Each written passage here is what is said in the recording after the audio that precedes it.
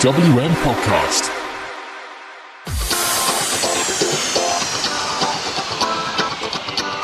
Hello, I am Matty Deller, and welcome to the Indy Wrestling Show, bringing you the world of graps that is at your doorstep, covering all things from the UK, USA, and around the world.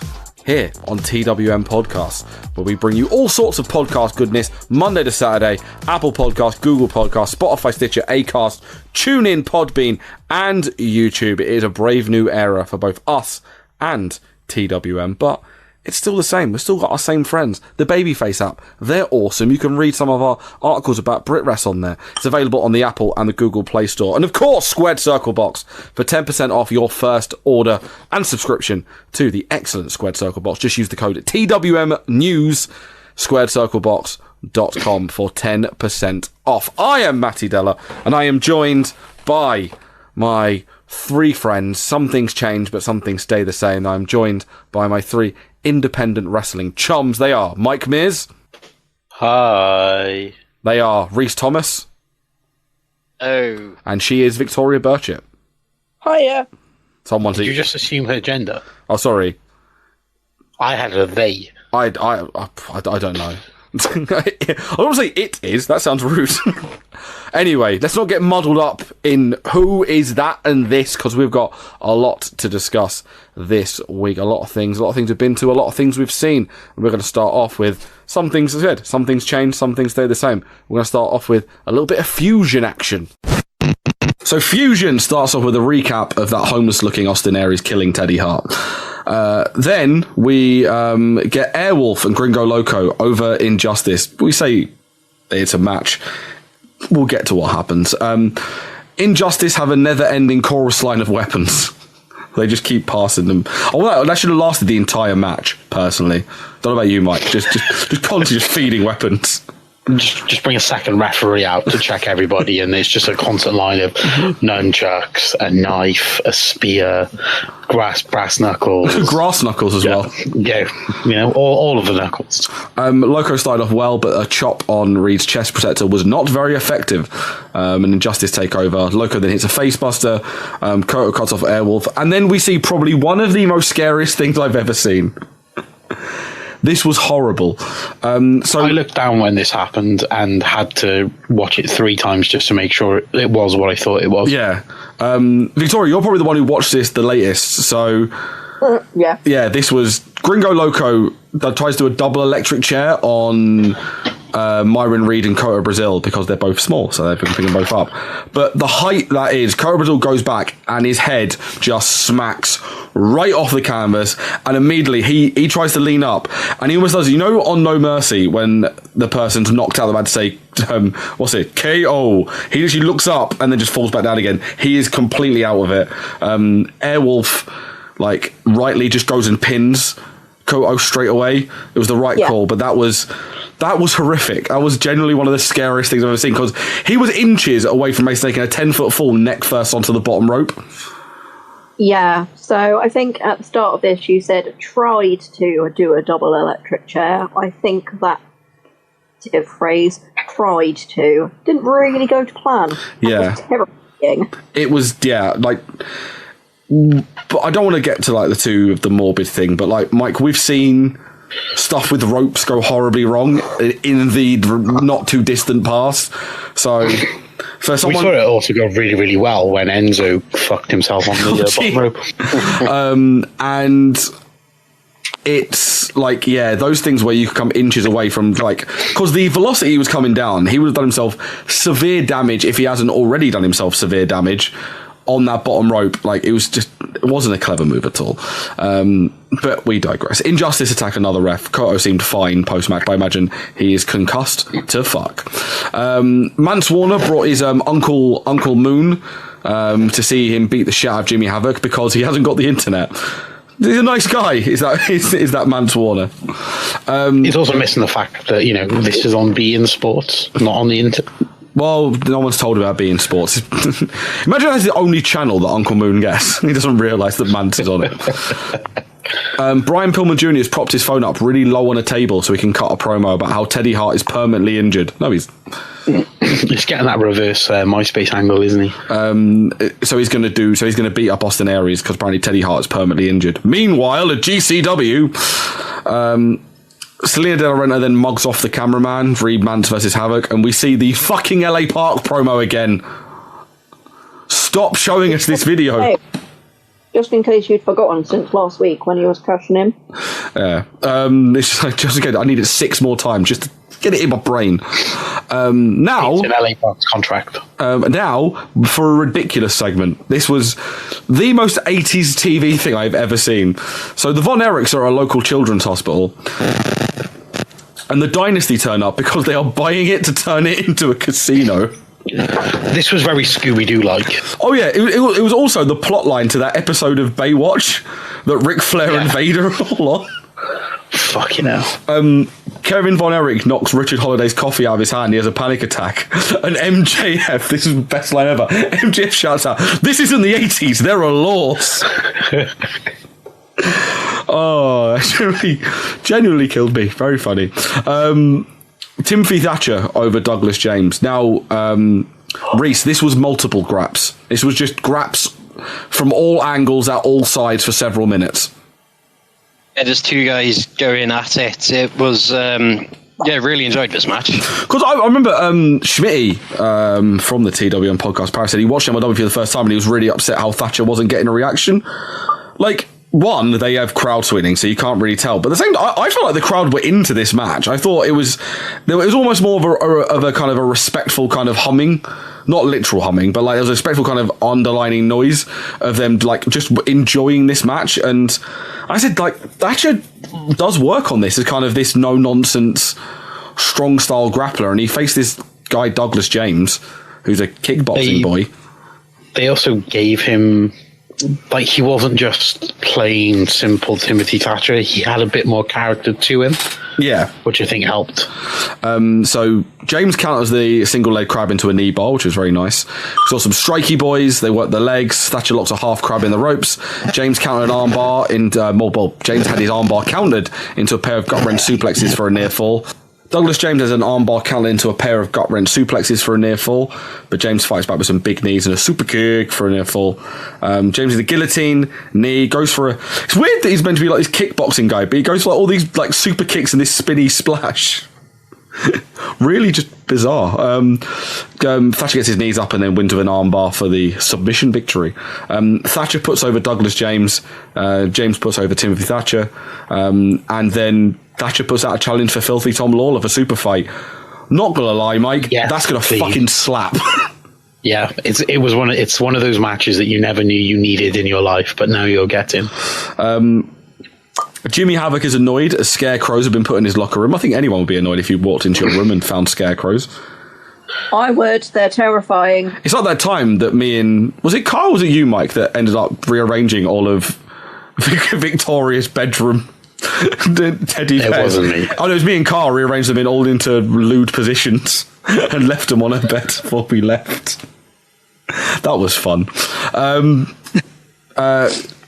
But Victoria didn't do this because Jimmy Havoc licked a rake and then said Mance Warner's screwed. She did that. That would have been weird.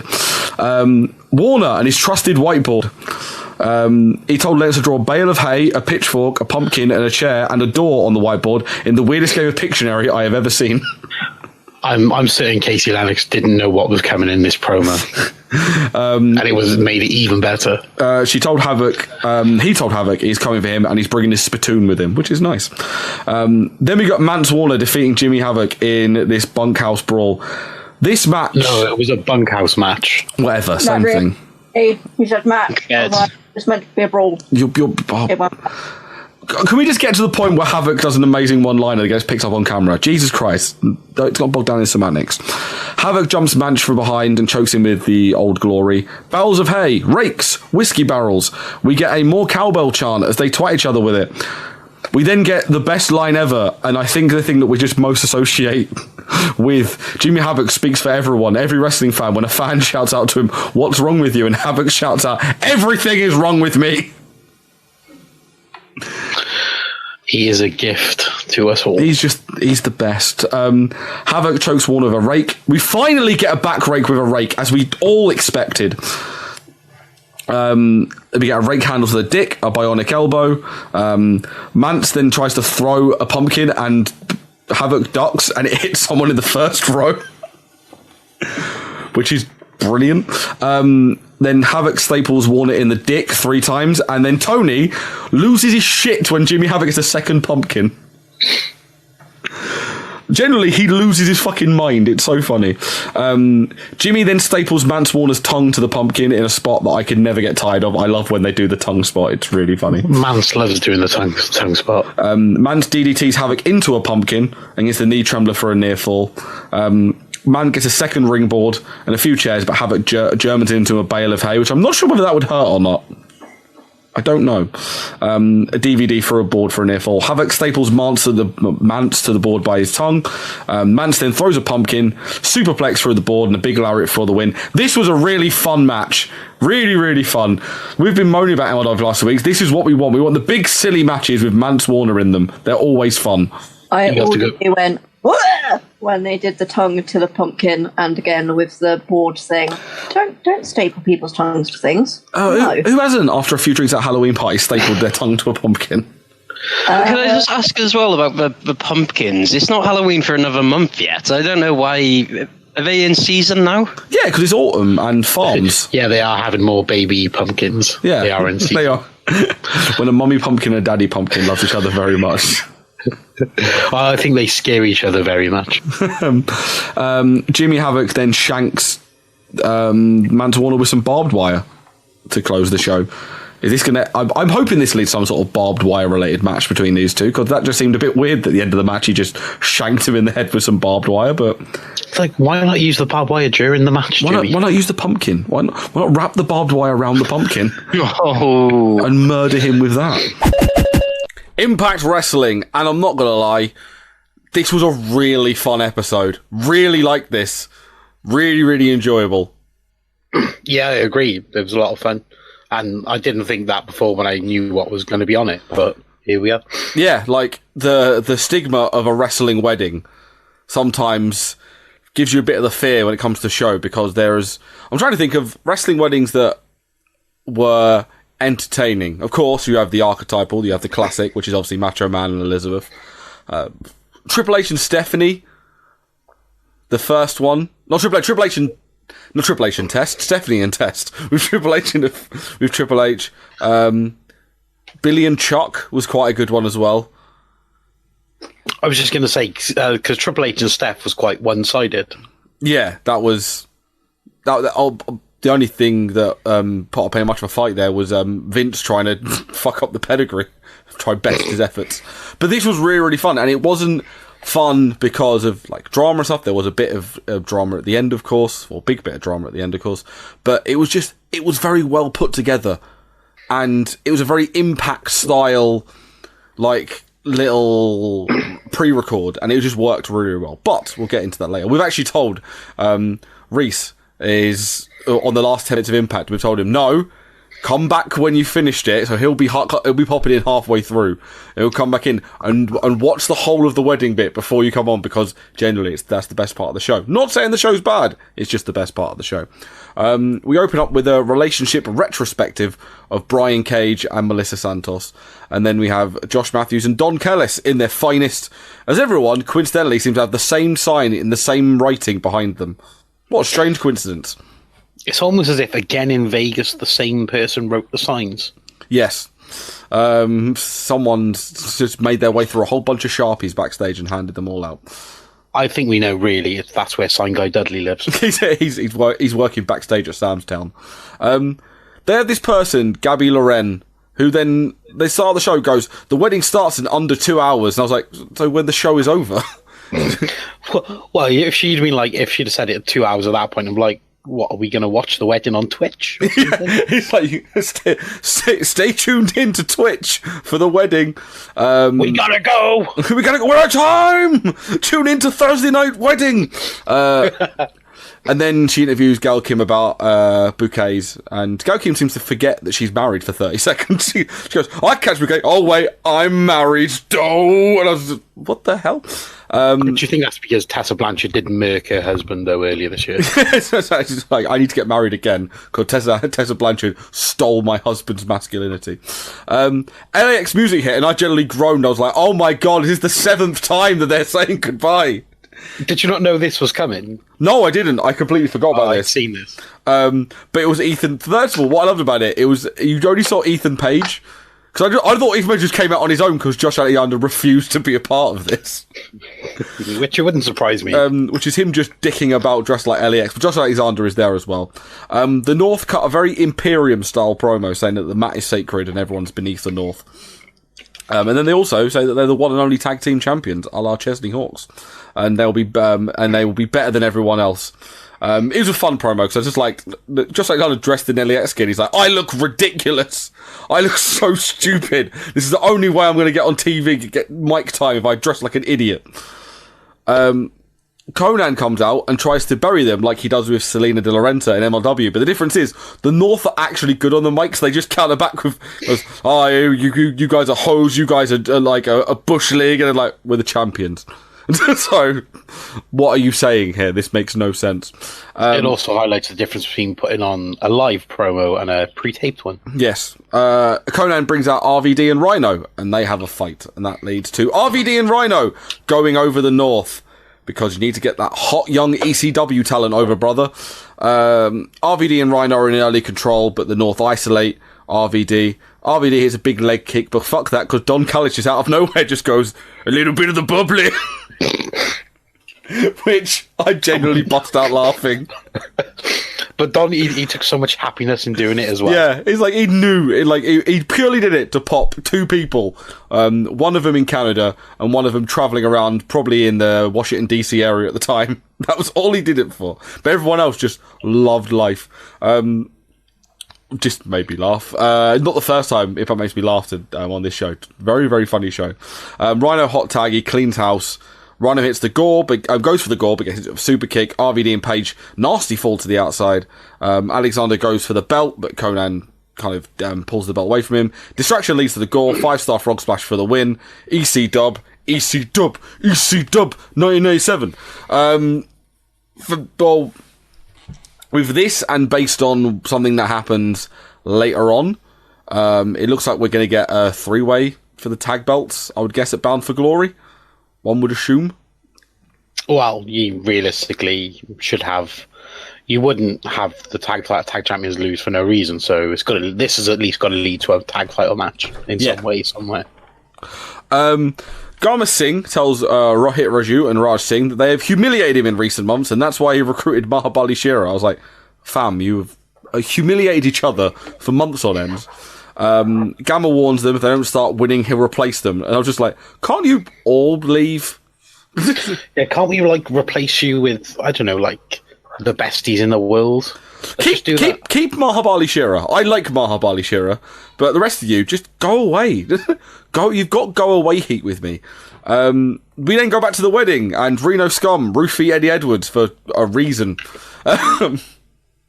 He loved it. He was off his tits. Johnny Swinger finally makes his live on-screen debut, but now I get it, because he comes on and he goes, hey, don't you know me? I'm on ECW on Friday nights on TNN. So he thinks it's still the 90s, so I might actually enjoy this. I'm still trying to work out why he raided Mr. Motivator's wardrobe. Because he's from the 90s. That's why. But I don't think Mr. Motivator made it in America. I'm really hoping that Johnny Swinger generally thinks that Impact is ECW on TNN. If he goes around asking for Tracy Smothers and... we get Tracy Smothers, then it will be worth it. If he goes up to commentary and keeps calling Don Callis Cyrus and calls Josh Matthews Joey Styles, they've got to go all out on this, that he's just the constant ECW reference throughout the entire thing. Then we get Mahabali Shira over Cousin Jake, and this is a squash match. So Desi hits called run interference, and Shira takes down Jake with a clothesline, sky high, world's strongest slam for the win. Cody tries what to a get shit-looking slam it was, though. I know, like he does this really he does the sky high really good, but then he's like, no, I must finish him with a below average world's strongest slam. Cody tries to get involved, but the Desi squad numbers game, and they beat them down. At the wedding, TJP and Falabar argue over who is dressed worst. What I love about this is Bar talks for a minute, and then TJP questions his dress, and he goes, Bar! And he's like, no, you just spoke! That genuinely fucking popped me. That was really funny. If he now just basically does the thing of, when he doesn't want to answer a question, just goes, I don't speak English, I'm sorry. Oh, the no andar style, like, no hable español. Yeah. Eddie is wankered. Tennille Dashwood Very over... accurate. Yeah. Tennille Dashwood over Madison Rayne. Don Callis is still hammering home that Madison Rayne is Impact's version of Bret Hart. I love that he's committing to this. Well, she'd certainly surpassed... She's technically, like, Impact Wrestling's Ric Flair +1, as she was announced as the 17-time champion. Yes. Madison in control early on until she gets cocky, then Tennille trips her up. Madison tries to leave, but then Tennille grabs her and uses her legs to head scissor Madison into the hardest part of the ring. Third hardest part of the ring. Rope neck breaker for a near fall. Madison rallies with a backstabber for a near fall. Gets some knees in near fall and a short lariat once again for a near fall. Madison shouts out, "Shut up, old lady," to some woman in the crowd, which was funny. Ripcord card by Madison for a near fall. Tennille counters a big top rope thing into Taste of Tennille for a near fall. Back and forth. Tennille hits a neck breaker. Spotlight for the win. This is passable, but I am worried that Tennille Dashwood doesn't really go past average with her matches. Yeah, that was my worry as well. I wasn't in any way excited or enthralled by this match. Yeah. Rob Van Dam arrives at the wedding dressed like a dad on vacation. Call Dad Don Crenshaw. He is literally called Dad Don Crenshaw, and he's with his I'm just getting the wedding wasn't at the lake, so he can let his hair down. Don't worry, he gave the rascal some beer. Don't tell your mom. I think Van Dam knew where he was. There's a bunch of them. By the way, hi Reese. Hi Reese. Hey. We did mention that you're watching the end of Impact, so you've jumped in. Yeah, no, Van Dam, I don't think know where he was. I don't want to throw shade. Rob Van Dam is very happy. Like he's very kind of in a lovely relationship. But didn't this photo of Rob Van Dam next to Katie Forbes look like the dictionary definition of a midlife crisis? Yeah, but if you're gonna have a midlife crisis, you may as well do it well. Yeah, and in all fairness, if you can do a frog splash like that, you can do anything as you please. Because in all fairness, he is the rascal's dad. Rich Swann and Willie Mack. Willie Mack somehow dressed worse than Fallah Bahh. What the fuck was he wearing to this wedding? I've blocked it out from my mind. It was that bad. They congratulate him on the win, so they offer him a title shot, and then RVD goes, well, when we win the belts in the North, you'll get a title shot. Ooh, intrigue. The three-way. Then we get muscly Robert De Niro turn up. Ken Shamrock. He comes in and cuts it. And his steroids. USADA are shook. They cut a promo about being the first Impact champion and Moose running his mouth. He calls out Moose, but he's at Shamrock's MMA gym. Moose cuts this promo walking backwards. He bumps in someone and shoves them. I then see two children sitting on the floor, and I generally thought we were going to get a sequel to one of the greatest Impact segments of all time, which of course everyone knows is Double J MMA. Yeah, we could have only hoped for that. We needed Moose battering some children, like Jeff Jarrett putting children in ankle locks and chokeholds. He says he's not afraid of anything. He politely takes his shoes off. And I was watching this with my brother. He was doing some work. Did anyone else notice that there wasn't any massive jump cut, but Moose's shirt just disappeared? Yeah, I noticed that. It seemed to literally just disappear, didn't it? Yeah, I was watching, I was like, and he went, I was watching, I didn't notice it, and he went, his shirt just disappeared from nowhere. But there was no, dirty MLW style jump cut or anything. They just did the perfect editing where his shirt almost dissolved from walking into the cage to go. Oh, it was ridiculous. The question is, for the rest of the segment, was his shirt actually superimposed on him? Was it a Photoshop shirt? Only time can tell. He batters some trainees in the cage. Taya then goes and talks to her best friend Rosemary. She asks her to take out Tenille. Rosemary just calls her a coward and says she will not assist a coward. So go on, The sorry. bit I loved about this was Taya going, "I've been texting you all week and you haven't replied. That's why I got you this phone." And clearly Rosemary has just thrown it in a canal. Yeah. Rosemary's not wrestling that often, but generally Rosemary just being the really annoyed emo in the backstage area at the moment is genuinely nice, and it has nothing to do with the fact I have a really strange crush on Rosemary. Tommy, OVE turn up and get told to piss off, so they do. That happened. Tommy Dreamer then gives a pep talk about being married, and then Rich Swann does one as well and talks about being stuck with being with one woman for the rest of her life. And Dreamer's like, "No, that's not how marriage works." Tommy Dreamer's the most ridiculous human being ever. But we get the most ridiculous PWG throwback reference ever. It's fucking Ryan Cage. Yep. It's Brian's brother from the Fighting Cage Taylor Boys. I like the fact the Dreamer called it out. He's like, "Your brother's called Ryan." Yeah, I just loved it because I looked at it, I went, Ryan Cage. Oh my god, they did the Ryan Cage Taylor thing, didn't they? The Fighting Taylor brothers from PWG. I loved it. Madison Rayne and Kira Hogan argue over nothing. Taya offers them to take out Tenille Dashwood. This comes to nothing on this show. Then we finally get something that literally we said was coming last week and literally happens the week after. They are doing a 5-way ladder match at Bound for Glory for the X Division title. And we get our first qualifier where Tessa Blanchard goes over Dave Christ to earn a title, earn a spot in this ladder match. Ladder match! Dave jumps Tessa to Ocean, Billy Ocean. Tessa gets a few shots in. Backdrops over the top, and Dave Chris takes a flat back bump on the floor. That looked unpleasant. Fulton grabs Tessa, but Dave pulls him off. Lol. But the ref throws him out. Dave Trent Sevens himself, and Tessa takes control using the hand. Now, am I the only one? I thought Jake Chris got thrown out as well, or was it just Fulton that got thrown out? Well, I think it was just Fulton. So I thought he pointed at both and went, "You're out of here," but doesn't matter. Jake Chris. No, Jake ducked. Oh, okay. So he didn't point. Did we discuss the rules on this last week? I think you're allowed one person at ringside or something. You got to have a manager's. You got to have a manager's license. Got to have a manager's license. You speak to well-renowned British referee Paz. Checks every manager's license before a match. He's a well-respected official. I remember Wee Man used to wear a massive manager's license around his neck. He's like, "I license manager."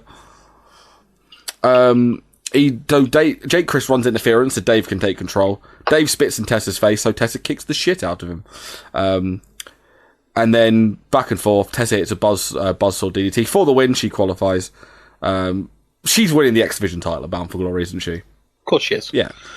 Option C, remember? Option C. This is the storyline we get. Head towards them, hopefully making everything into gender and Impact.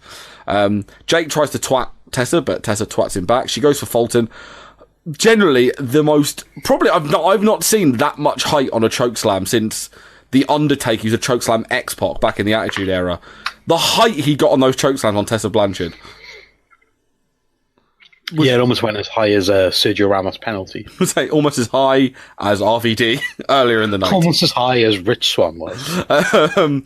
Then we get Alicia acting badly, so Madison Rayne mugs her off because she can act. Doesn't know where Eddie is. Where is Eddie? Where is Ed? Don't know why I've been turned to Tommy Wiseau, but Alicia Edwards is very similar. I did not hit Eddie. It is bullshit. I did not. Oh, hi, Ace.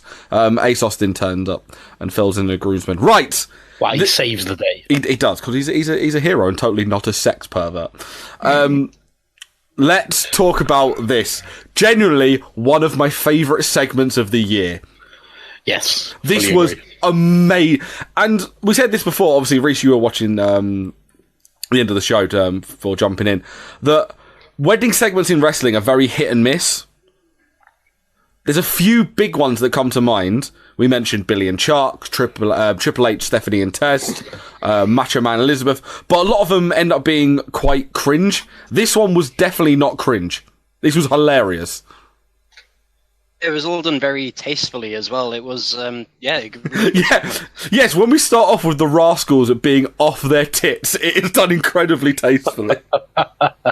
I mean, they're staying true to their characters. You wouldn't expect anything less of them, a bunch of rascals. And then I love that. No, but that was a good thing that they didn't try and change anybody for it. They just kept everybody how they should be and who they are. Because you had the bits you have to do that. Then Desmond Xavier with a flower in his hair, which is brilliant. The Dean is sitting down with. What I loved about it is they had wrestlers like. They made it realistic in a comedic way, whereas wrestlers they turned up not in their gear, because that would be silly. They turned up in wedding attire that fits their gimmick. So, like, Havoc turned up in, like, a goth dress. The Deans turned up in, like, hillbilly, smart casual, and tried to pull Havoc. And Havoc looks at him like, I will fucking kill you all. It's just brilliant. RVD being really high, and they put the smoke effect all over Rob Van Dam. No, that's natural. Oh, sorry. His wife sorting her boobs, and then Jordan just looking at her going, I'm fucking done with this shit, and moving one seat over. I'm not sure Jordan's like, why the fuck did I re-sign with you? Or she's like, where the fuck is Gresham? Where is he? Also, I loved the best part of this, Falabar and TJP sitting down, and then Rosemary transporting into her seat. Looking amazing, by the way. Shit in his pants. Yeah, Falabar trying to get up and TJP going, no, sit down. And just, yeah. That, by the way, that's, if anything, the way Rosemary looked in this wedding segment only has further pushed this crush I have on Rosemary. I loved all of this. It was a great way to start this. You mentioned like teleporting there. Did you guys pick up on the Deaners doing the same thing earlier on? What, teleporting? So they were at the wedding. They then had a match on Impact, and then they were back at the wedding. It probably The wedding was supposed to be backstage. Yeah, it was backstage. So that was that. So they probably literally just ran straight back there.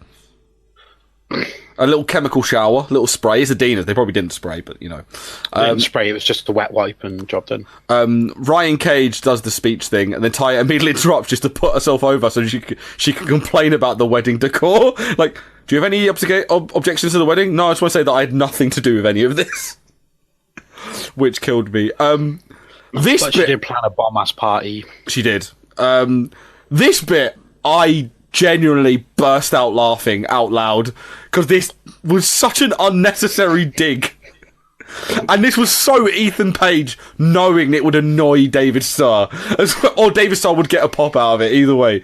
Because even though I object, I am being paid more than the older... I'm not being paid as much as the older talent, so I'm going to start a wrestling union. And then Josh Alexander reminds him that David Starr's already done it.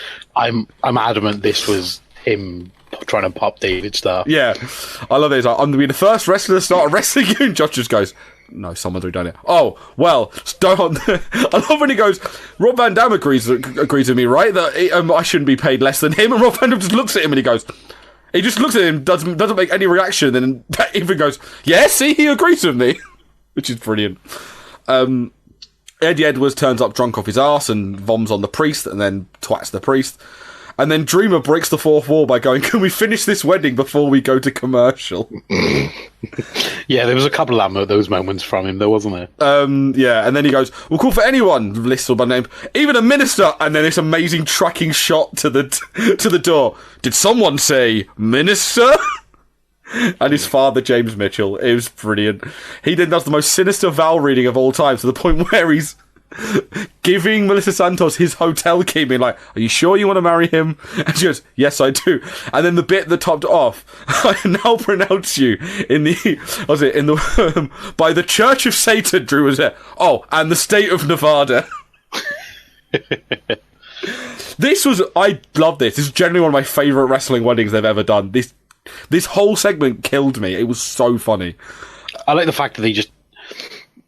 Wrestling weddings, they're serious up to a point. Yeah. And then they're like, I know, we've got to do something different now. And it either goes emotional or comedy or whatever, whereas this was just pure comedy, start to finish. Yeah, and what I loved about it, they said the bits of like, no, we're going to... Because normally they do the wedding in the ring, and it dies a death because it's a long segment. Having it pre-taped... Yeah. having it pre-taped, having it there, just like as a funny little aside during it, and then having the big blow-off in the ring afterwards, so you haven't got to sit through the 10-minute wedding thing. It's fine, because the TV audience are there to watch that and laugh, I loved it. Cage and Santos share their first dance in the ring. I say Melissa Santos because all I think of is Los Federales when I say Santos. They share their first dance in the ring until Sami Callihan interrupts. Callihan is upset that he wasn't invited to the wedding. He's like, I got you a wedding present, but I drank it all because I'm sad. He says once the wedding is done, he hopes Cage trains so he could be a beast. And he raises a glass to them and goes, the bride and the bitch, and then he swings for Brian Cage. Cage ducks, and Melissa Santos gets smacked in the face with a bottle. And I love the end of this because Sammy's acting is brilliant, because he legitimately looks like he's like, fuck. He wanted to get to Brian Cage, not have Brian Cage try and kill him. And now he's fucked up. Basically, it was very similar to the Michaels Jericho. When Jericho punched Michael's wife in the face. Yeah. And the thing of Jericho going, it was an accident. Genuinely. And I can't wait for the promos where Sammy's just like, well, you ducked. It was your own fault. If you were any sort of husband, you'd have not ducked out of the way. Yeah, it's just, this was great. All of it. And it's amazing that I'm saying a wrestling wedding was great and really fun to watch, Maggle. But it was really fun to watch. Really, really enjoyable. And yeah, so the fact that they pre-recorded it didn't give that really awkward moment of having for all the fans in the arena to sit there and watch it. And it's not just watching the wedding itself, you've got to watch all the setup of it. And at least this way they can pick and choose the best stuff that they come up with from it, and can overly script it and get those things right instead of them just being, and you can involve the whole roster in it a lot better that way. And it's rare that we can say Impact are the best in the world at a certain thing. We don't say they are under the radar, they're doing really well. But honestly, with pre-tape segments, even after Borash left the Broken Universe stuff, you can't fault Impact's pre-tapes because they're all tremendous. Yeah. Whether that remains to be seen now that they've lost their production staff. I'm hoping that they've still got the creative minds to get this stuff done, and maybe they bring other people in, and hopefully it won't kind of disrupt the process too much. But just if not, go onto YouTube. I know they clip up their shows quite nicely if you can't watch the show as it happens. Watch the wedding bit. It's so funny and so well done, and just a nice little 5-6 minute segment where they just get all their shit in and get all their characters over, and it's just really, really fun to watch. A really good episode. I would recommend checking it out.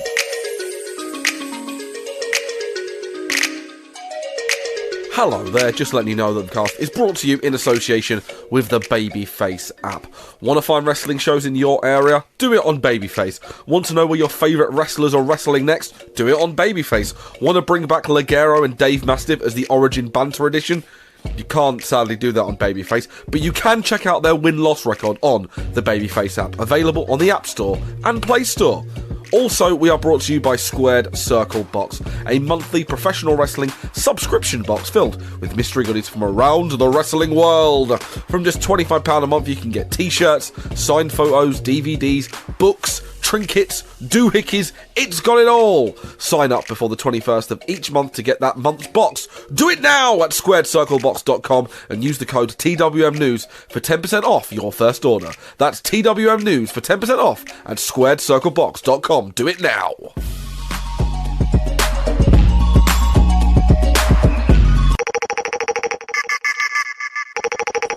We went down to the hangar in Wolverhampton for Fight Club Pro, Project Mayhem, and from what I can remember, it was my birthday. It was shit.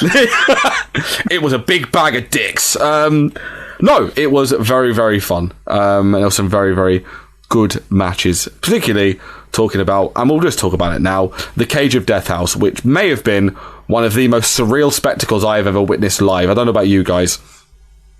I can't say I've ever been sat around a ring that was then surrounded in fencing. Yeah. And then insanity happened within it. Yes. I got hit with a bit of light tube. Me too. It was fun. I'm Twinsies. pleased to say that I finished my Duke of Edinburgh award in time to get there for House of Death. Yes, you did. You're disorienteering. Some next level orienteering. Turned up just in time for Death House. A lovely surprise, because you know what? Victoria is a saint. She's a goddamn saint. And I'll never hear anyone speak ill of her apart from her opinions on Apple Crumble, but we're not going to get into that. But as our deathmatch correspondent, Victoria, how were your thoughts on this match? Do you know what? It was really fucking good. But you weren't expecting me to say that now, were you? There were points where it was terrifying to the point that I laid down on the floor and screamed, cough, when Dan had a drill in his hand, cough, cough. But, yeah, such mad fucking respect to all of them for doing that, because it was the most ridiculous thing I've ever seen. And it lasted a good... Was it like 45... It must have been a long time. It would have been... a good 30-40 minutes, that match, if not longer. Nearing an hour. I would have said I'd happily say it was over 45 minutes. It was the whole second half of the show, wasn't it? Yeah, that was the entirety of the second half of the show. I do love, by the way, Victoria's reaction to the drill. Meanwhile, a few rows in front of her, I'm screaming at Mike when Dan Maloney's got a drill in his hand. He's like, he's gonna drill Carl Fletcher in the arse. He's gonna drill him in the arse. Not forgetting, as we discuss later, on the GCW show, Nick Gage used the drill as well to win his match. Yes, he did. So clearly he's a big fan of Dan Maloney. Yeah, big fan of Dan Maloney. And also they had to do the bit of... They did do a bait and switch. Let's call a spade a spade. Let's call it the NXT UK Superstar not doing a death match. The NXT UK Superstar not doing a death match. Trent came out, was immediately taken out by Schadenfreude, did not get in the cage at all. But then we heard AFI, and all was right with the world. Because Jimmy Havoc came out, and I was genuinely overjoyed. And also we had a replacement for Mark Davis, who's obviously got his knee injury at the moment. I don't think we thought of this one at all. But it was a really obvious one, wasn't it? But I was like, nope, he's flown back to Canada because he had a booking, which then I realised was the Saturday. So he worked everyone on the internet. Yeah, because of Kevin Kelly, a member of Schadenfreude, hooked a brother up and sent El Phantasmo to get battered in fucking Death House. Yeah, we also had the Light Tube Gymnasium, which Ricky Shane Page went flying through. It was just insanity. Generally, if you can see this, go and see this. It was tremendous. Other matches on the show for night one. Just before you go into the matches, shout out to good old Gadge on Twitter. It was 58 minutes and 11 seconds. Oh, good old Gadge. Come through.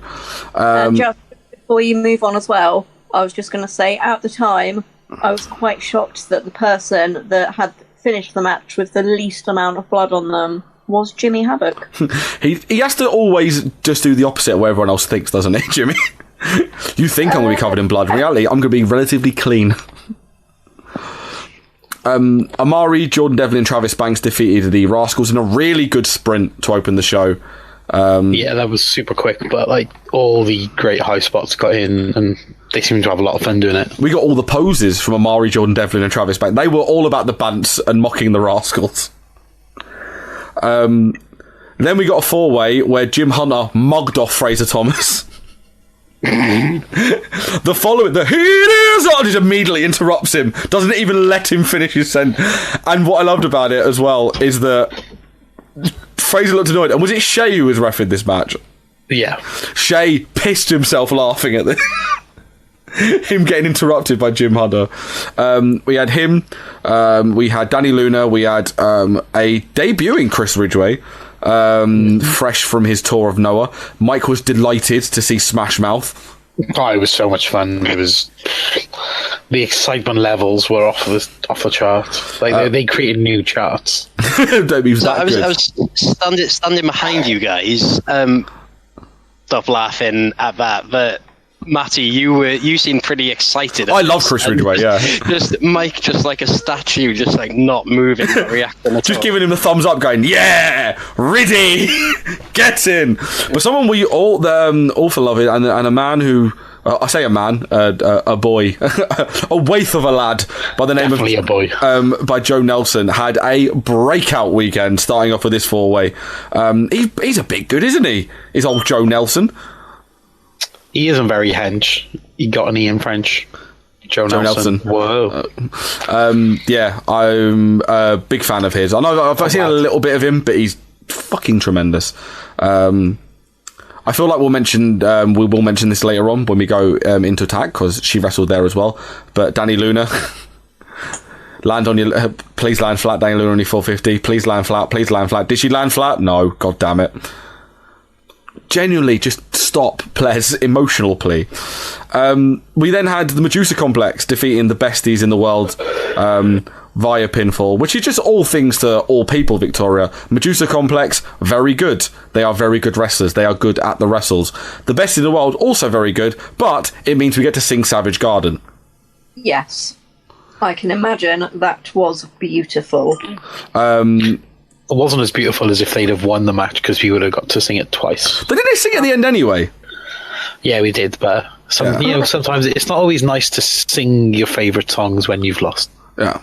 We saw Speedball Mike Belly defeat Cara Noir in a very good match, but I was like, it's not as good as the Riptide one, but it is still very, very good. But just have these guys wrestle on every show, because Speedball and Cara Noir are just delish. Foot perverts. They're foot perverts. There's a lot of, as I believe Kyle James, who you would have heard on TWM Talks, described it became very Fight Club Pronely fans. No, that was me. Don't steal that one from me. Oh, was that you said it first? I thought it was Kyle, because, pervert. I was proud of that. Pervert, so I assumed Kyle. Send me a picture of them biting each other's feet, and I was just like... Very aroused? Just, no! Really hate feet. So I was just like, I feel very, very ill. I did shout that during the Death House. I went, I'm very aroused, and we had Susie sitting in front of me, and I generally made her and her half fucking bust out laughing. I just went, I'm very aroused. I think during a light tube spot. Because I'm a weirdo. Speedball Mike Bailey defeated Timothy Thatcher via pinfall in a very kicky contest on night 2. We had another 4-way as Chuck Mambo, yay! Defeated Lucky Kid, Millie McKenzie, and Amari via pinfall in a very good match as well. Lucky Kid was just being a shithouse constantly, a 5-ever shithouse. Then we had the GCW world title, in air quotes, as Razor Thomas put it in, and the champion, in air quotes, that I put it in, because I love Ricky Shane Page, but stealing a belt doesn't make you champion unless it's the 24/7 title, or Midian in 1999, as he defeated Jimmy Havoc via pinfall in a match where these two basically just went through all of their fave deathmatch spots, and we enjoyed it. It was almost as if they went through the good stuff as a goodbye. The greatest hits. I did love them doing chain wrestling at the start, and then Jimmy Havoc going, what the fuck are we doing? Which was fun. Then we saw a match was meant to be the Besties versus the Rascals, but ended up being Joe Nelson and the Besties, because I love the fact that Joe Nelson got so over on night 1 they put him in this match, which is just lovely to see. So Joe Nelson and the Besties defeated the Rascals, with Joe Nelson pinning Desmond Xavier, which is a huge thing. Like a huge deal. Rub for him. Yeah. I did say to you when we were speaking about this that Joe Nelson could do with like being under the learning tree of a Besties or a Rascals, because I feel like they would show him kind of how to accentuate the high flying style, but also make yourself kind of more internationally viable. I feel like he would work really well with in the camp of the Rascals, so to speak. Also in this match, Trey Miguel mugging off. Who reffed this match? Might have been Roberts. Was it Roberts? Or might have been Joel. I can't remember. But I think it was Joel, where I think Des was in the ring, Zach had run in, beating up whoever he was tagging with, and Zach dives out of the ring, and Trey's like, no, it was me. It's like, Trey, you've clearly been stood there the whole time. Yeah, it's like, Trey, you were in his eye line for 5 minutes, and you're like, no, it was me, definitely me. More tag teams just openly lying to the ref for no reason. That is my style. Dan Maloney defeated Chris Ridgway in a match where they just bet the shit out of each other, if we're honest. Then we got it was Schadenfreude against mystery opponents, and it was someone we all expected. We were trying to think of potential like different ones or that. Like it could have been maybe Jimmy and Clint, but after Death House, Clint was banged up to say the very, very least. I was shocked that Timothy Thatcher was wrestling because his arm was messed up from Death House because he went in full gear, not in street fight gear like everyone else. He was in full, he was in trunks and boots because that guy is a maniac, and I have a newfound respect for Timothy Thatcher. But it was Mustache Mountain, and they defeated Schadenfreude in a really, really good man, like indie wrestling, really, really good, as in 40,000 near falls. Stuff you wouldn't get on the WWE network. And also a lot of interesting kind of psychology, because Brooks came out and Brooks was just was broken, wasn't he? Disenchanted. Yeah, and Carl was like staring at the belt, really focusing, and Lycos was trying to bring the team together, but the story was that Carl and Chris were fighting, but they didn't know what they were fighting for anymore.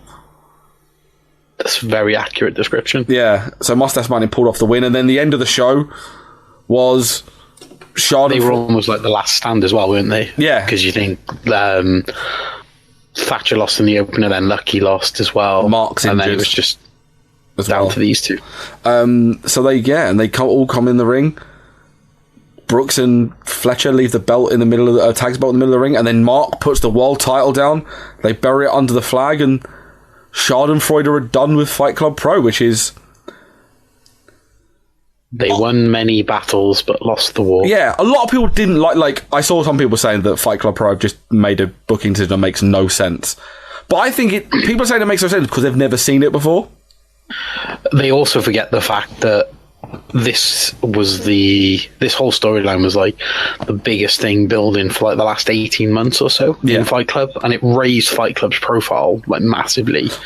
I say last 18 months, like the last 12 months or so. But it also created the Schadenfreude brand and has allowed that to grow massively as well. Yeah, so I wouldn't say that the night 2 was the end of the feud. The end of the feud was night 1. That's the end of the feud. They lost. This was almost a prologue of them being like, we lost.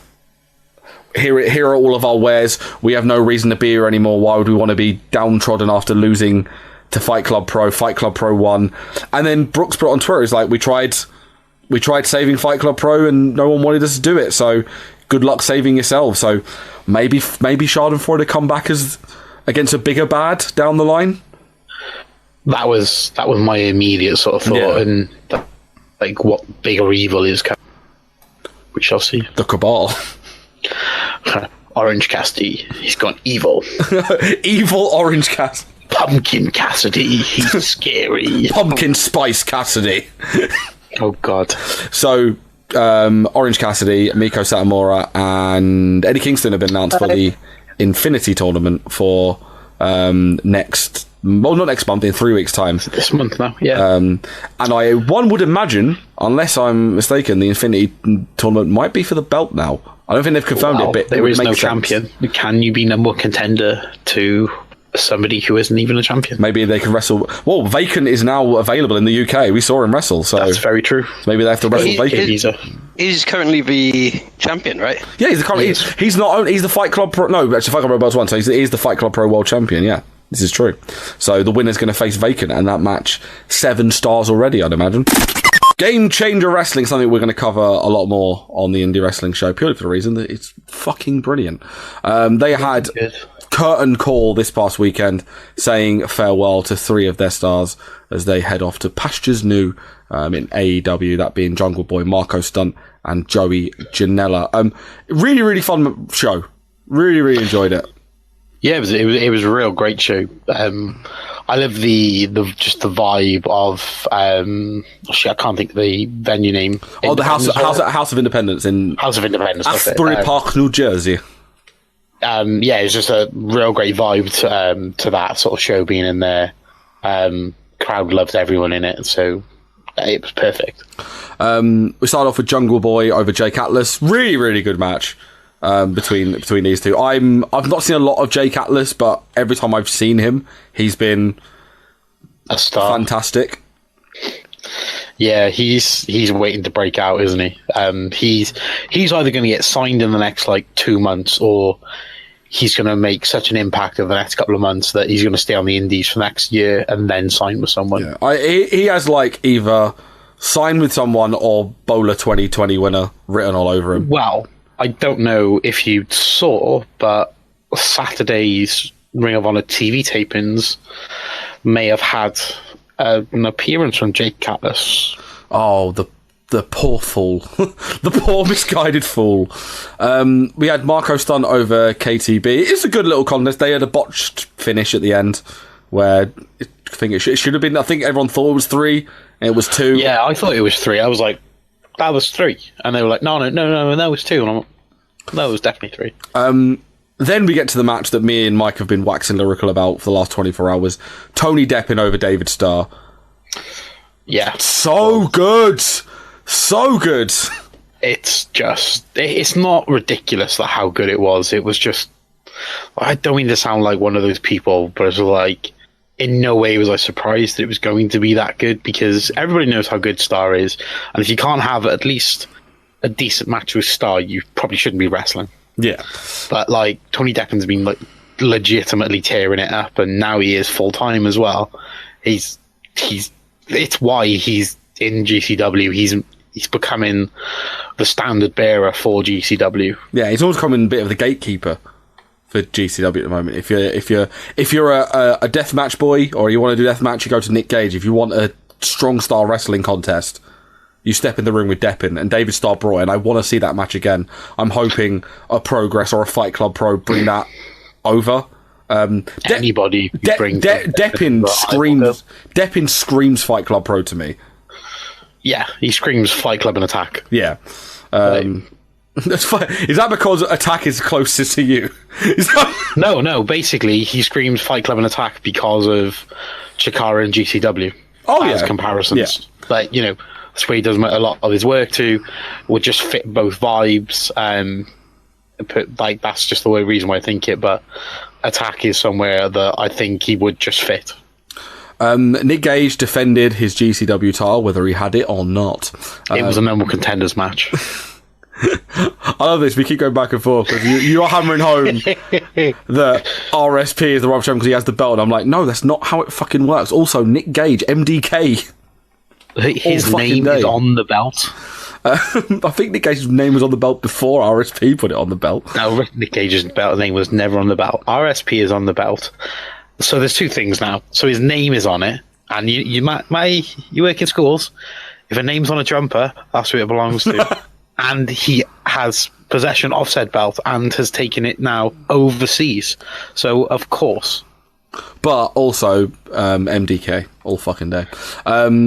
He defended it against Matt Tremont, Schlack, and I wrote down, I didn't write the name down, and someone else. But he was really good. I can't remember his name. He had tights Orin Ivory or something like that it was. He had tights like the old Acolytes tights. He was a mad little deathmatch boy who's going, again, another one that's going to break out. He's going to be the next Jimmy Lloyd. This was complete fuckery. They had a board of knives, and that made me very uncomfortable. We had a mad scramble, which had Shane Mercer over Nick Moretti, Alex Zane, Blake Christian, Teddy Hart, Jordan Oliver, and again, it's Jordan something. Bay. Jordan Bay, that's it, Jordan Bay. Yeah, because he's somebody, he came out and I was like, oh my god, I know this name. He stood out for some reason. I think I must have seen some highlights of his, and I was like, oh, this guy's good. Yeah, this is just all great. I love Shane Mercer's amazing. Every time I've watched a GCW show, Shane Mercer's one of the names that constantly stand out for me. And someone else who's going to have another breakout year. We speak about him a lot, Jordan Oliver. He's so good. He's such a fucking dickhead that you want to kick. You know what he reminds me of? And we spoke about him a lot on TWM Talks, if you've not checked it out. He reminds me of young Jack Evans. Yeah, he's very young Jack Evans. I think he needs, once he gets a tour in him, like maybe over to Japan or Mexico or something, he's going to be another level. Like, he's so good at getting heat, and he's such a good, annoying little shit. It's just tremendous. And of course, Teddy Hart was there, so of course, just always the best. Slight segue. It's Orin Veidt. Orin Veidt. Veidt. Veidt. Check him out. It was good. Then we got Matthew Justice over Chris Dickinson. Now I'm going to get my serious face on, because this rubbed me the wrong way. Because, honestly, the match should have been stopped about 10 minutes before it finished. Right, I didn't think the cut was as bad as it looked. There was a lot of blood spread that made it look a lot worse. I thought it looked really bad. But, regardless, it was...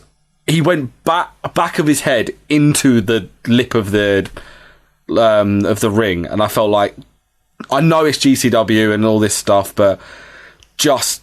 And also, even then, I feel like I feel like these guys went, right, that happened, we need to go all in, and then they just started doing more unprojected headshots, which they didn't need to do. It was unnecessary. I feel like that's Chris Dickinson's one failing as a wrestler. Chris Dickinson should be massive. He's so good. He's got a great look. He could be anywhere, but he gets himself too worked up and does these stupid things like launching people and landing them on their heads, or giving unprotected chair shots to the head.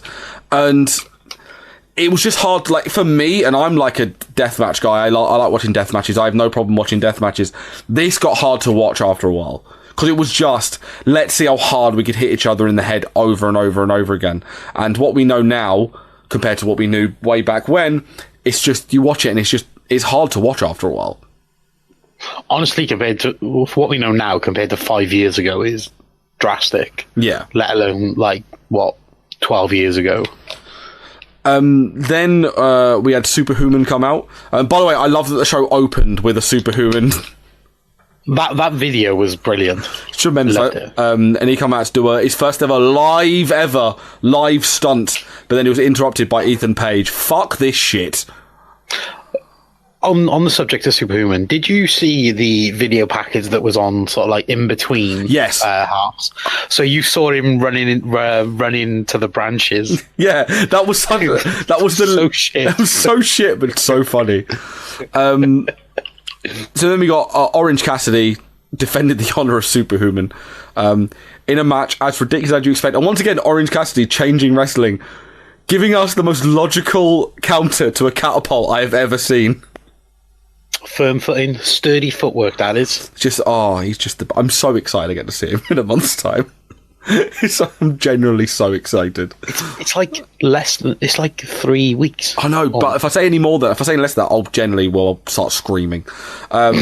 Superhuman hit Ethan Page with a stunner, and fuck this shit. Orange Cassidy won by falling off the top rope. But he did do a whoop whoop. He did do a whoop whoop. Then the main event was Jimmy Lloyd over Joey Janela. It was a pretty good match. Like, I think it was more of a... You have to be kind of a regular GCW guy probably to a mad... I didn't really... They kind of did speak about it, that it was two friends facing each other in their final match and stuff, but... Proper best friends, like Jimmy and... I know, but they came through the CZW dojo together, didn't they? So yeah. So, yeah, no, it was pretty good. I didn't mind it at all. Yeah, did you watch the post-match? In all fairness, I had yesterday to watch MLW and Impact, and I still had to watch a little bit of it today. So I ended up fast-forwarding through a lot of the speech, so I'll let you kind of cover it. I just thought it was really nice. So, shit, the guy's name now escapes me, who actually promotes GCW. Oh, Brett Lauderdale. That's it. Yeah. That's the one. Just how positively you spoke about everybody involved. Talked about everything for like Marko coming back. Like the stuff he said about Marko was amazing, on how Marko got injured, and in a way everybody got injured, and then when Marko came back, everybody came back with him. Yeah, like, that was like really, really amazing. And how like Marko had driven to the show with Logan and their dad. It was like a 16-hour drive just on the chance to help out. And this was just over a year ago. And then they booked him on Escape from New York. And obviously, he's now where he is. Just like the amazing stuff he said about Jungle Boy, and like had a lot of really nice stuff to say about Joey Janela, and then Janela said a lot and kind of like bared all to anybody there, anybody that would see it. So it's worth a watch if you want to get a bit of an insight to like how important GCW is into wrestling, because Janela goes through pretty much all of the roster that have been consistent for the past like 12 months that have made such a big point of driving GCW forward, and they're going to be the guys that take it to the next level.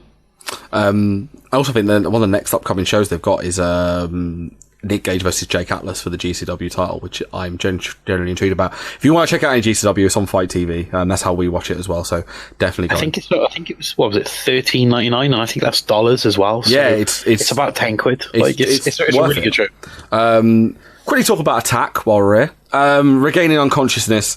I believe, Mike, you was present at this, I imagine. I was present and correct in Reese.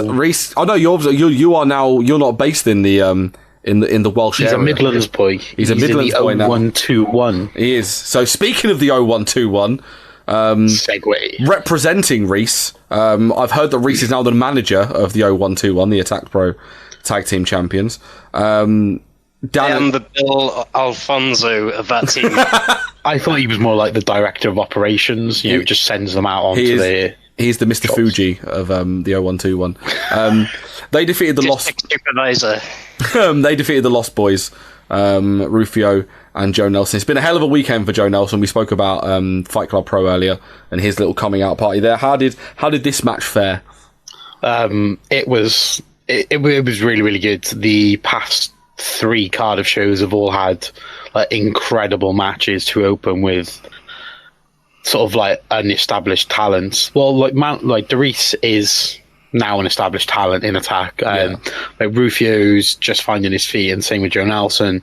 All the guys looked amazing, but honestly, the MVP was Dan Maloney, just talking about how he now does death matches. It was just so funny on how basically he just somehow managed to extend like that hard man image to being like, well, yeah, I do death matches now.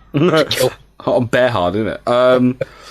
Also, we had Connor Mills defeating Mike Bird with Connor's crusade to get rid of all the Attack originals. Yeah, there goes another one that he's beaten. So was this decent?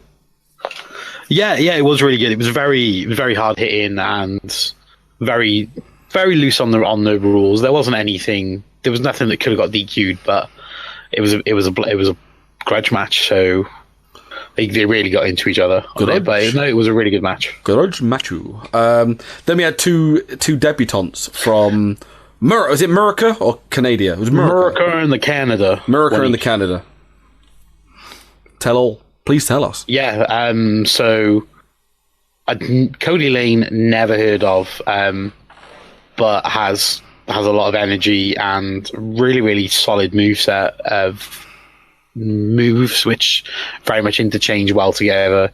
And Shane Saber is somebody that I've definitely had heard of. And I think he was the guy. He's tag partners with Space Monkey, isn't he? AIW. Sorry, he teams with Space Monkey. Yes, he does. And he runs in that circle of Canadian guys of Andrew Everett, Ethan Page, Space Monkey, and there's somebody else that I'm forgetting. Josh Alexander? Josh Alexander. So, no, it was really, really good. It was both of their first matches in the UK, and they're in the UK for about a month going forward. So, if they're on shows, then you are in for a treat because they are really good. Like Shane Saber, again, it's really good, and it's nice to see him getting that experience over in the UK now. Then we had another kind of Chief Debutant is now just being the master of the big marquee matches in Attack. He went up against the old Black Swan Cara Noir. Yeah, this was a humdinger, as the kids say. Like it had everything you wanted.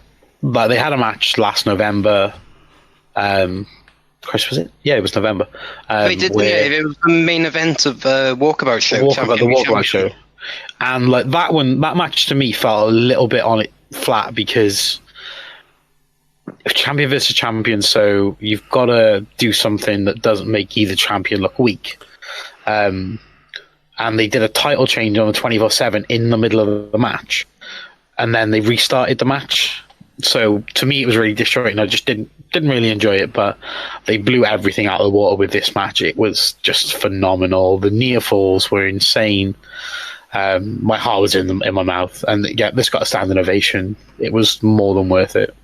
Then we had the Attack 24/7 title, as we mentioned. Chuck Mambo defeating Danny Luna via pinfall. I remember this match from you guys messaging me purely because you said the match was really, really good. And there's like, Danny's going for the 450. She's going for the 450. And I was like, did she land flat? Did she land flat? And you're like, she did not land flat. Like, fuck, she did. This was probably the worst landing I've seen. And I remember what it was like when she landed on Jordan Grace. Yeah. She did that, but worse, but with nobody there. I'm just going to keep saying, like, she can do a good frog splash. She does the frog splash, no problem. So it's not as if she did the frog splash before, and it was a 2 count, and I was like, no, just like, if you're going to do it, just do that. Yeah, it's just, we said it before, Danny Luna's got tremendous potential. She's got tremendous upside, but she still needs to work the kinks out in her offense. And that 450, I'm like, I don't want it to be the case where she only learns when she really hurts her ankle or ankles. But at the moment, it seems like the only way she's going to learn either to extend her rotation or to not do that move is by, like, twisting her ankle at some point, or hopefully not worse. But this is why I don't feel like we're moaning, and we can't really pass judgment on wrestlers and their wrestling skills when we're not actually wrestlers ourselves. But at the same time, it's like, I don't want to sit in a ring and watch when Danny Luna busts her ankle because she's putting her feet down too early on a 450. Let's use a case study. So Will Ospreay severely damaged his neck doing a 450. Yes. And had to take time out at a very young age. And he has chronic neck issues now. Yeah. And I'm not saying that, she lands one wrong, she'll land on an angle and have chronic ankle issues, but there is still a very strong chance of that. There's a margin of error there. There needs to be careful. They did have a thing of Sid Oakley rolling up Mambo at ringside to win the belt, but Lycos was like, no. The title can only change hands in the ring, so he gave the belt back to Mambo. And then, Sid and Clay weren't at the Cheltenham show when we established that rule. So if they were there doing their job as ring crew, they would have known about it. If they watch video on demand, they would know. These kids. So Lycos sick Danny Jones and Brendan White on them, who appear to be like Lycos' henchmen now. Not per se, but they seem to be hired guns for Lycos to beat people up at the moment. Well, it's just happened once. Like, it's nice that they're potentially looking at establishing these as a tag team in Attack, because I think they could be really good heel fodder for the 0121. They do team together in Chaos as well. I think Brendan's joined Modern Culture. That's it, Modern Culture. Well, they're teaming in Dragon Po as well now, so it's coming together more. Yeah, but it's just good to see them both back. That's the big thing. Carl Fletcher defeated the debuting Curtis Chapman. I genuinely am so jealous I wasn't there, because we love Curtis. Has become one of our boys this year, and him now being in Attack makes perfect sense. How he's never been in Attack before baffles me, and now he's been in there. Also, he had a debuting. Warren Banks was a debut as well, wasn't it? Or no, Warren Banks. He was on the last Cardiff show. Oh, okay, he was. That's a Joe Nelson. But the match really wasn't the story, was it? It was more about Elijah and LK Messenger's experiments. Yeah, the LK is LK slash. Yeah, we'll just go with LK because it can be Lloyd Cat, I guess. Fat Cat LK. He's been working hard. He's been working hard in that lab, and I can only. This is going to lead to something at Goosebumps. This is on October 20th in Bristol. So if you're on the fence, maybe thinking about coming, honestly, Goosebumps is going to be ridiculous. I need to buy my ticket because I need to come to Goosebumps. But should I give my prediction that we spoke about, what I think is going to happen? Or shall I leave it and see if it comes true? I think we'll leave it because I think we're probably in the same ballpark, I reckon. I feel like we both agree. Then, the Attack Pro title, no disqualification match. Shea Ultra shockingly defeats Chris Brooks via submission to retain his belt. So how did that go down? I heard Chris Brooks tried to kill Shea several times. There was a moment where a plastic bag was put over Shea's face, which he managed to rip himself out of. Brooks was in control at the start of the match and battered shit out of Shea.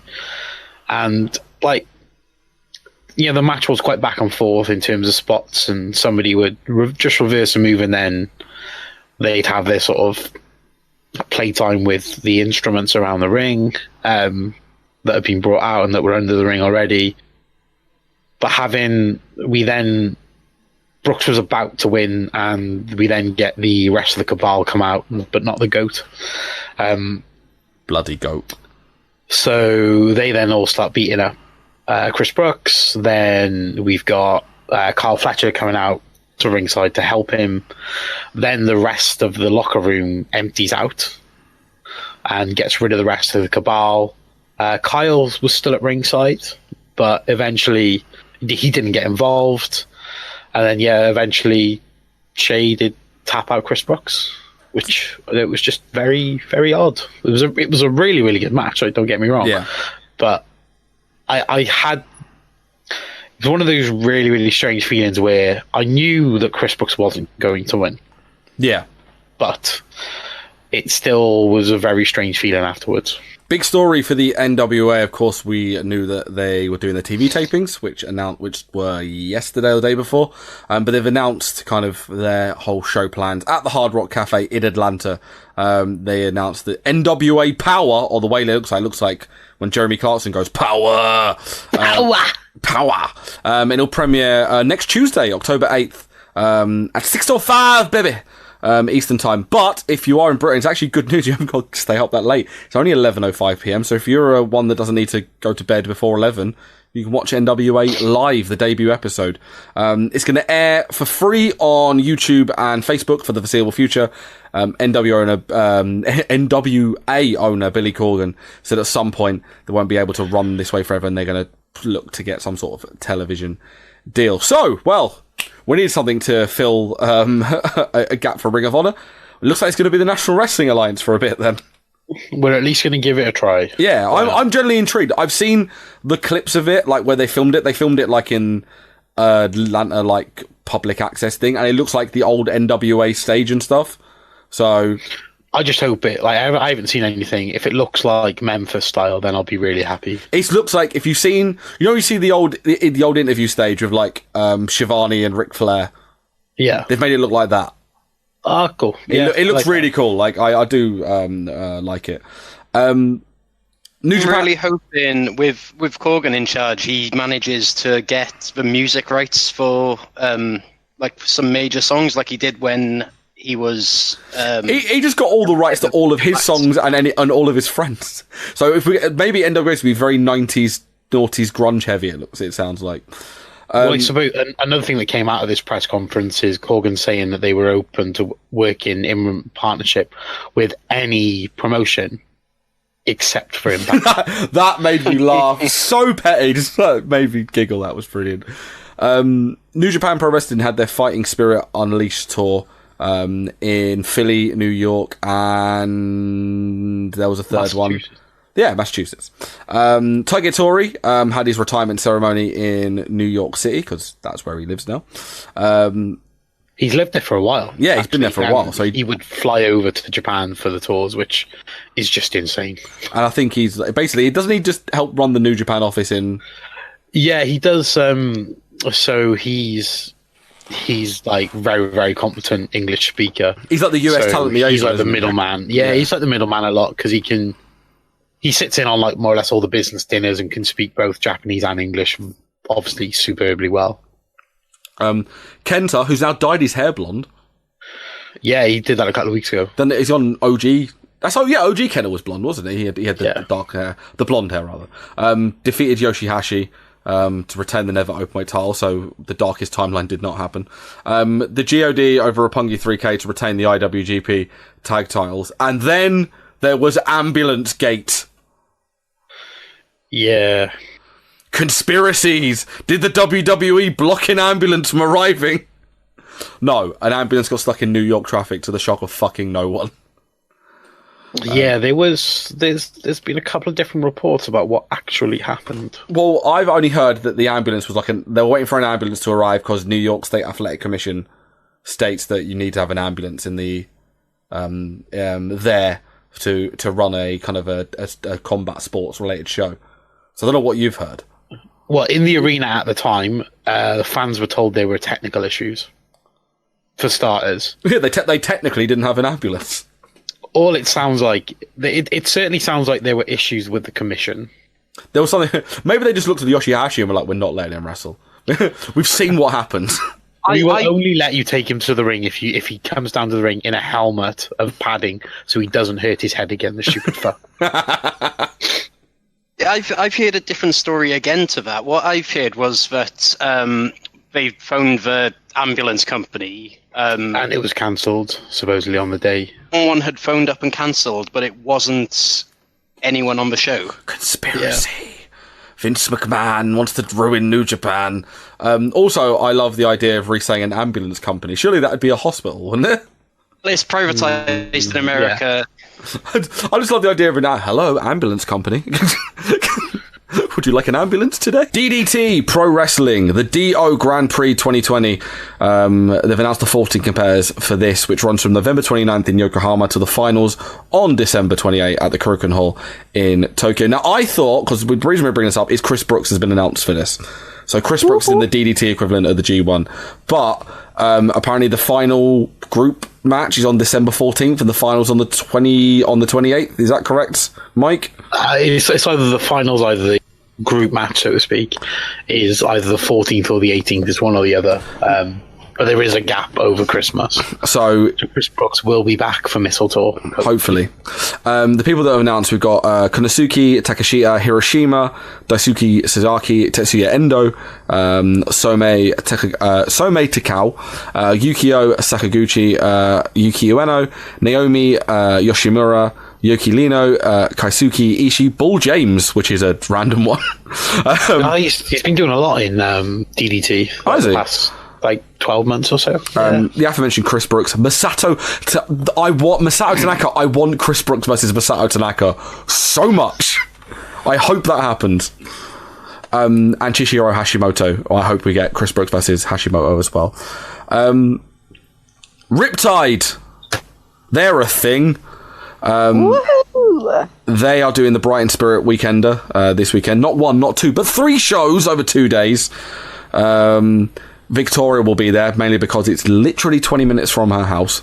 And also because they've got tremendous wrestling there. They have had to make a whole host of changes to the show because they did have Pretty Deadly in the tournament, but they have dropped out, I believe, for NXT UK, if I'm not mistaken.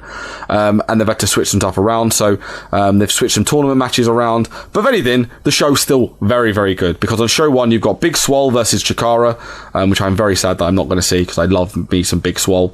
Then we've got the 4 quarterfinals in the Brighton... Is it the Brighton Spirit Tag Team Tournament? I can't remember. Brighton Spirit Tag Team Tournament. Have you seen the announcement they made about it? What, the tournament itself or the trophy? The 5 new teams. Yes, I have them written down in front of me. Amazing. Because they have changed it because it's maybe like a 4-team round robin type thing, I think. But they've changed to a straight 8-team tournament now. So you got the Medusa Complex against Cody Lane and Shane Saber, who wrestled in Attack. We'll talk about that later on. I'll talk about it earlier, sorry, apologies. Damn, I just fucked up the timeline. Shit. We haven't recorded this out of order at all. Shut up. So would a 4-team round robin not just be a league? It would be pretty much, yeah. It's something like that. I don't know how they were going to do it. They said it's a 4-team... Champions League qualifier. Yeah, Please not bring your logic into this conversation. How dare you? Either way, Cody Lane and Shane Saber are going to get beaten up by the Medusa Complex. We've also got 2 matches that could be absolute sleeper classics. This would be great. Besties against ETM. That's going to be brilliant. Yep. And then the Rascals against OJMO and Connor Mills. Good Lord. I imagine that Victoria is going to be, jumping out of a 6 match. She'll be legally floating. Maybe. Then we've got Maccabi and Brooks. They're meant to be wrestling each other, but now they're teaming up against Lias and Chapman. So I don't know what CC Maccabi. There we go. CC Maccabi. That's what we call them. And then Cara Noir against Su Yung in a was this the no DQ match or was the Gene Money the no DQ match? I think Cara and Sue is the no DQ one. That is going to be fuckery of the highest order. And I'm not there for the Friday because if I go there, Su Yung will drag me to the Undead Realm again. Show 2. I've got Mike Bailey versus Zachary Wentz. The British Rounds match between Daniel Makabe and Jordan Breaks, which is going to slap hard. And then a Pride of Brighton title match as Cassius defends against a mystery opponent. And then show 3 will have the conclusion to the tag tournament and Gene Money versus Su Yung because of course it does. I missed this earlier. Sorry to interrupt because Makabe's in the tournament now. Just seen they're doing Jordan Breaks v Mike Bailey. Oh. Is that show 2 instead of is that the one replacing 1? Oh, that's good. Jordan Breaks versus Mike Bailey. Lovely cakes. Oh, is what I'd say to that. Quickly, Victoria, you went to Battle Pro. Quickly tell us about that. So it was after dark or after hours, whatever it was called. Missed the first 2 matches because my friend Sam, who I went with, we decided we needed to go get pizza before we went to the wrestling. Did you go to the one? Did you go to the place next door? No. Oh, because it's quite nice there. I had pizza there before. Would recommend. Other pizza places are available. So we got there and Jordan Breaks was on the door and he's like, "Oh my god, you're late." And we're like, "Yeah, sorry, pizza." He's like, "Oh, well, you just missed JJ Lynch being shaved." And we're like, "Sorry, what?" So JJ Lynch and Rex Armstrong were having a match. Destination Everywhere interrupted it and shaved off Rex Armstrong's beard and half of JJ Lynch's head. So we got in and just watched them shaving him. No. So you walked into a public shaving, is what you're saying? Yeah, pretty much. I was just like, right, okay. Next was a Tibetan pinata match. The first ever, if you can believe that, featuring Joseph Kafka and Solomon Lamb. The match could not start till they were blindfolded. Solomon Lamb was cheating and just got the pinata straight away. Weapons inside the pinata included Veet strips and bleach, which were both used. There was many waxing of chest hairs. It was gross. Who won? Joseph Kafka might have won that. Next was Ollie Peace, aka Flash Orange Webster, because he really looks like Flash Morgan Webster and Orange Cassidy mixed together, and Rocky Mack. Ollie Peace interrupted prayer time with Rocky Mack, which came back to bite him later on because... Heathen, absolute heathen, disgusting. Yeah. God, who sounds nothing at all like Slick Lombardo with a microphone, nothing whatsoever, distracted him and said, "Yo, should let him do his prayers, yeah?" And then Rocky Mack... Is that how you said it? "Yo, it's God. Let me do your prayers, please." Basically, yeah. And then Rocky Mack jumped on him from the balcony and then pinned him. That was lovely. Blah, blah, blah, blah. Destination Everywhere against Experiment and Terror and Danny Luna, which was really good. Experiment and Terror were faces, which was weird, because obviously in Attack they are bad men. That was really good. OGMO's really fucking funny as a heel. We all knew that anyway. Wait a minute, did you... So that was the Experiment and Terror, Danny Luna against Destination Everywhere. Did you mention Danny's nickname? Oh, yes, Danny Luna was introduced as Big Chungus Danny Luna. Which makes perfect sense. And also, I want to mention this. It's like, I don't want to mention the bad side of Brit Wrestling stuff. We want to talk about positive stuff. But I actually want to give a bit of shout out to Battle Pro for how quick they responded to a incident you flagged up on Twitter. Yes. So I tweeted them because Danny Luna was on the apron, shouted, "Please don't touch my arse" at someone. I couldn't quite see who. I think they could see it from the balcony as well, so I don't know if they saw my tweet or whatever, but literally within 5 minutes I tweeted about it because I was like, I think it's a legit complaint, can you maybe look into it? Within 5 minutes, Daryl Allen had them outside and was like, "You're not coming back in." But before that, Slick had apparently gone over and like proper shouted at them before Daryl had come down from upstairs. So they were kicked out. They were very, very drunk because I saw them outside in the interval. Yeah. And I think they were just like trying to explain, be like, oh, we didn't mean it. And he was just like, don't fucking Dutch people ever. And just didn't let him back in. So well done, Battle Pro. Thank you. You are good people. They are good people, even though they let OGMO allude to kill it. OGMO has never killed anyone. I'm putting this out there now, but he didn't really help himself when he was repeatedly shouting, I'm going to kill you, to Danny Luna's face, because it makes him look bad. Told him to stop doing that. Didn't. I had to skip the main event because Trains, which was then cancelled anyway. Boo. But the main was David Francisco v Connor Mills in a death match. And apparently it was very deathy, said Sam. So, yay, Battle Pro. Fun times for all. Going to quickly wrap things up with a bit of World Tag League. WXW, it's all gone to shit. Hey. I don't want to be a dick, because you know my opinion on WXW. I'm not a fan. But they do not deserve that. They don't deserve that. It's very unfortunate they've had 7 people cancel on them. So, Volta, 7 people drop out. Volta, Bandido, Eddie Kingston, Marcus Al-Ani, and there's several others that I can't think off the top of my head.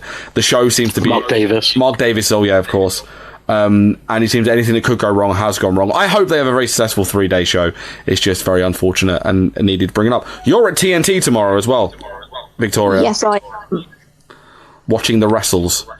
Yes, so off the top of my head, there's the She-Wolves against some ladies who I can't remember, which is my bad. Jodie Fleisch against the stepping in of Jonathan Gresham. It was meant to be Bandido, but obviously he's injured. David Starr v Mark Haskins in a ladder match. Let me just quickly grab the rest of the card, because I can't actually remember any of it. Mikey Whiplash v Jack Jester v Clint Margera, one of them, in a whatever, for the TNT Extreme, so that's basically going to be a death match as well.